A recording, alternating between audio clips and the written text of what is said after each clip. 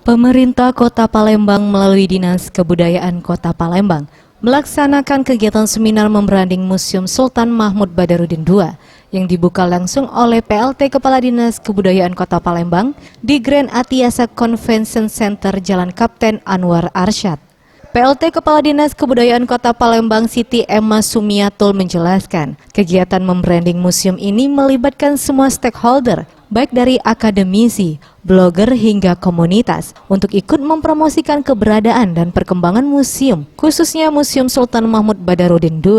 Kegiatan ini sendiri bertujuan untuk menumbuhkan minat kaum milenial terhadap museum. Kita akan mengajak saling bersinergi, saling mendukung untuk sama-sama nanti agar museum ini menjadi museum yang dicintai oleh masyarakat dan untuk menjadi tempat, karena museum ini adalah untuk menjadi tempat para generasi muda mengenal sejarah, ya, sejarah bangsa, mengenal budaya bangsa, kemudian ini bisa mengembangkan juga budaya. Ia menambahkan, saat ini Dinas Kebudayaan Kota Palembang membawahi satu museum dari 4 museum yang ada di Kota Palembang, dan melalui kegiatan ini diharapkan dapat menunjukkan kepada masyarakat terkait perkembangan yang ada di museum, mulai dari pemanfaatan sistem teknologi digital hingga dekorasi museum yang nantinya diubah menjadi Instagramable.